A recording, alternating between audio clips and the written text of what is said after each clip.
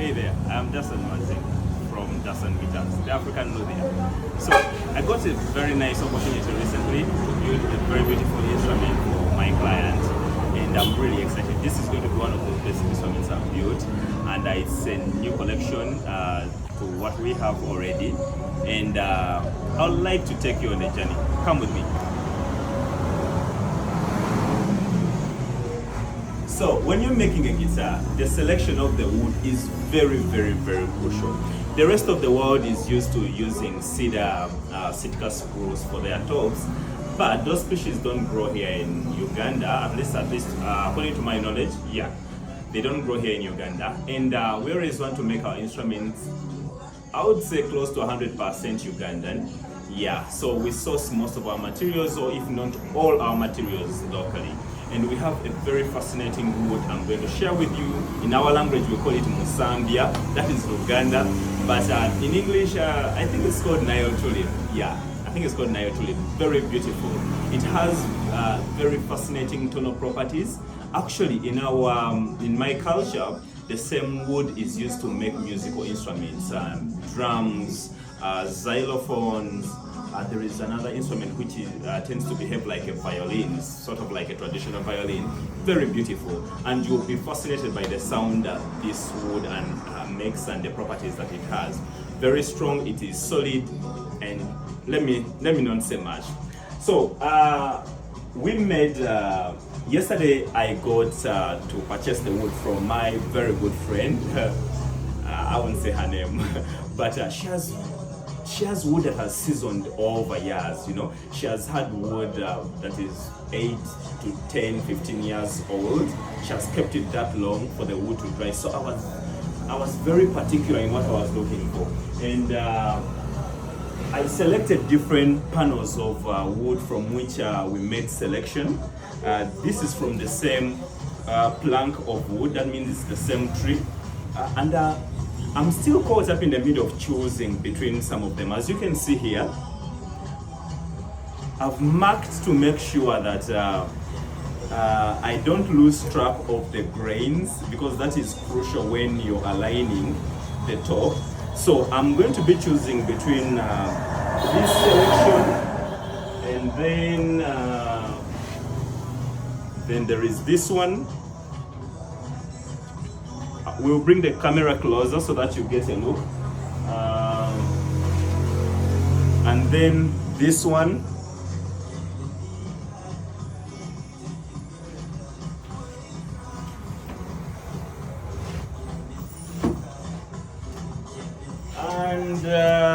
And this one. There are still many more here because these were cut from the same plank. We literally used the bandsaw. A friend of mine has a very big bandsaw, very, very big. I don't have my own bandsaw, but they were able to help me slice it up, strip it up into these pieces that you're seeing. So, let's see what we are looking for.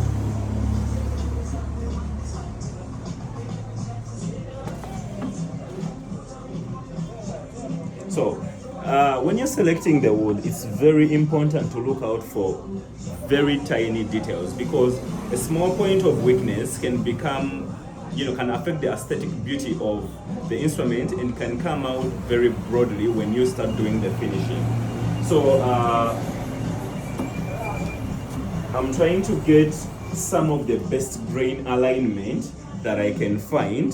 I need to get the grains which are most straight, should I say, that are very parallel.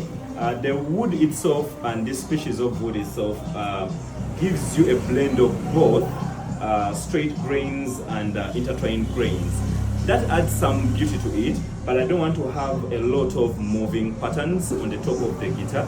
I want to keep them a bit straight. So, as you can see, bring the camera closer here. As you can see, these grains here are straight, right? But then these are so intertwined. This is beautiful, very, very beautiful, but I wouldn't want to have this patch moving on one side of the guitar and have the same patch on this other side of the guitar. It will not come out beautifully. Just imagine if you had a guitar and it has these two moving in the center of the guitar. It may be beautiful. I haven't tried it, but it doesn't meet my aesthetic taste. Let me put it that way. And the wood has also yellowed a bit. As a species, definitely it has that yellowish touch when it dries better. As it continues to lose moisture, it gets that creamy-ish, creamy-ish, brownish sort of yellowish look. But let's get back to the selection. I'm not using this one. So elimination method, this is off. That leaves us with 3 of these, and bring this camera closer. Let them have a look. So you see we are having this pattern here, but then we have a very beautiful straight grained area there. Then we are having intertwined grains here with the straight ones on the edges. Then we have this top, which has more straight grains on both edges, a little bit of faint intertwining here, but then it's very small and it will go off in the off cut of the guitar when we are trimming. So if I am to select, definitely this is beautiful, very beautiful, but it's not as bright as I want my top to be. When you are considering the color, it's not as bright as I want my top to be, so I'm going to eliminate this one. Probably I'll use it on a different project, and I look for, because it's the same tree, I look forward to it probably surprising me on the next project. So I'm eliminating this one as well. We move on to the next two. We are left with the two. So I'm going to make a comparison of these two next to each other, to see which one gives me a wider space to work with, and that space should have more straight grains, because as much as we don't have cedar and Sitka spruce here, importing those two would be really costly, and there may be some regulations that may not let you. But this wood is good, and it has a tonal history in our culture, as I told you, in my tribe. So I think it will give us something really amazing tone-wise. I've already had much of the tone when I tested it, so bring the camera closer. So you can see this. When I put them adjacent to each other, you see how beautiful these grains are. They are straight, and there is not much of a patch around here, and the grains are also on this other side. They are faint, but they are there, and when we process them and start doing finishes on the wood, they will become more evident. I think I love this already. When we move on to this other selection, this is going to be a very hard call to make. It's going to be a very tricky one.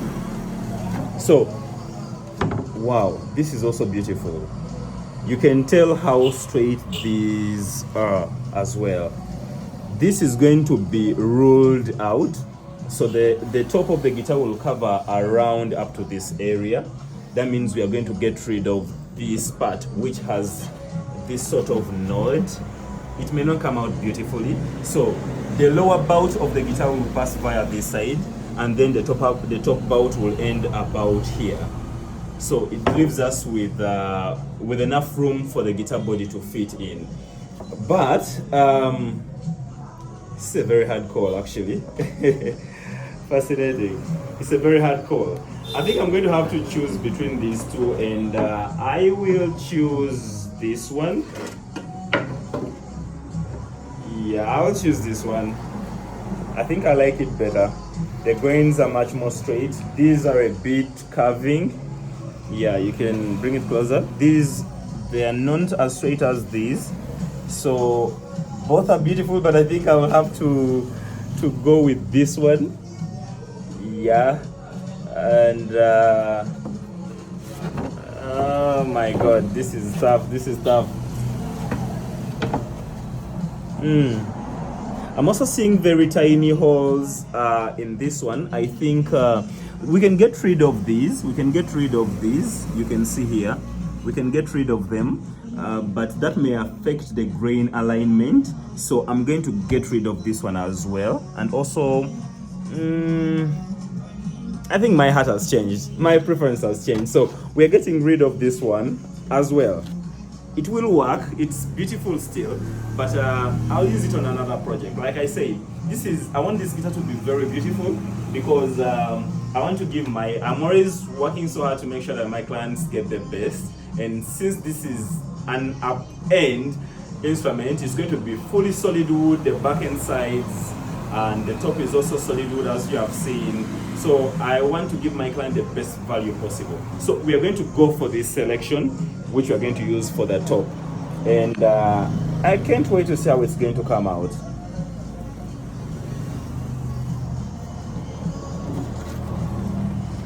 So